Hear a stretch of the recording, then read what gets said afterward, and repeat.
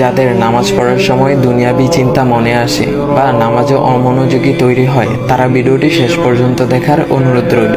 হযরত আলী রাদিয়াল্লাহু তাআলা আনহুর কাছে একজন ব্যক্তি এসেছে। তখন লোকটা বলল, হুজুর, আমার নামাজে মন বসে না। নামাজে দাঁড়ালে আমার দুনিয়াবি নানা চিন্তা আসে। হুজুর, আমার এই নামাজ কি আল্লাহ তাআলা কবুল করবেন? তখন হযরত আলী রাদিয়াল্লাহু তাআলা আনহা বলেছেন, না, তোমার নামাজ কবুল হবে না। তখন লোকটা মনে অনেক কষ্ট নিয়ে চলে যাচ্ছেন। এমন সময় রাসূল সাল্লাল্লাহু আলাইহি ওয়াসাল্লাম এসে হযরত আলী রাদিয়াল্লাহু তাআলা আনহুকে জিজ্ঞাসা করলেন, ইয়া আলী, আপনার কাছে লোকটা কেন এসেছিল?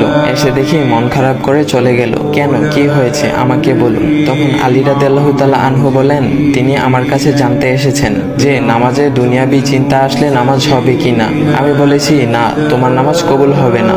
রাসূল সাল্লাল্লাহু আলাইহি ওয়াসাল্লাম তখন বলেন, ইয়া আলী, আপনাকে আমি একটা চাদর উপহার দিতে চাই, তবে একটা শর্ত আছে। আলী রাদিয়াল্লাহু তাআলা আনহু খুশি হয়ে বলেন, ইয়া রাসূলুল্লাহ, কি শর্ত তা বলুন, আমি আপনার সকল শর্ত মেনে নিব। বুঝতেই তো পারছেন রাসূল সাল্লাল্লাহু আলাইহি ওয়াসাল্লামের চাদর বলে কথা। তখন রাসূল সাল্লাল্লাহু আলাইহি ওয়াসাল্লাম বললেন, ইয়া আলী, আপনি যদি এই মুহূর্তে 2 রাকাত নামাজ একনিষ্ঠভাবে পড়তে পারেন দুনিয়াবি সকল চিন্তা দূর করে, তাহলে আমি আপনাকে সেই চাদরটি উপহার দেব। আলী রাদিয়াল্লাহু তাআলা আনহু বলেন, এটা তো সাধারণ ব্যাপার। আলী রাদিয়াল্লাহু তাআলা আনহু তখন নামাজে দাঁড়িয়ে গেলেন আর তিনি নামাজ পড়তে শুরু করলেন। এমন সময় তার মনের মধ্যে শুধু ভাবনা চিন্তা আসতে শুরু করলো, আচ্ছা, আমাকে যে রাসূল সাল্লাল্লাহু আলাইহি ওয়াসাল্লাম যে চাদরটা দিবেন, সেটা কি ফাতিমার চাদর নাকি রাসূল সাল্লাল্লাহু আলাইহি ওয়াসাল্লামের? আচ্ছা, চাদরখানা দেখতে কেমন হবে?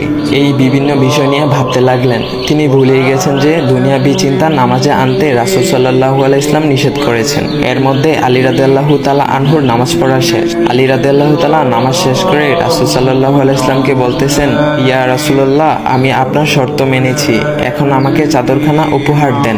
রাসূল সাল্লাল্লাহু আলাইহি ওয়াসাল্লাম বলেন, ইয়া আলী, আপনি কি একনিষ্ঠভাবে দুনিয়াবি চিন্তামুক্ত ছাড়া 2 রাকাত নামাজ পড়েছেন? তখন আলী রাদিয়াল্লাহু তাআলা আনহা মুচকি হেসে বললেন, না ইয়া রাসূলুল্লাহ, আমি আপনার চাদর নিয়ে অনেক কিছুই ভেবেছি।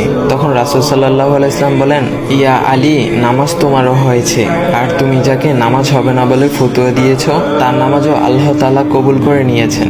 শোনো আলী, দুনিয়াবি চিন্তা দ্বারা নামাজ বাতিল হয় না, নামাজ মহান আল্লাহ তাআলা কবুল করে নেন। সকল ফরজ নিয়ম কানুন মেনে নামাজ পড়লে নামাজ হবে ইনশাল্লাহ। তবে আমাদের সকলের উচিত নামাজ আদায় করার সময় একমাত্র আল্লাহকে স্মরণ করে নামাজ আদায় করা। নামাজে দাঁড়ালে দুনিয়াবি চিন্তা মাথায় আসে, এটা শয়তানের একটা ফাঁদ। আল্লাহ তাআলা আমাদের সকলকে শয়তানের কুমন্ত্রণা থেকে হেফাজত রাখুক এবং সঠিকভাবে মনোযোগের সাথে নামাজ আদায় করার মতো তৌফিক দান করুক। সবাই বলি আমিন। চাইলে ভিডিওটা আপনি অন্যদের কাছে শেয়ার করতে পারেন, এতে অন্যদের ভুল ভ্রান্তিগুলো দূর হবে।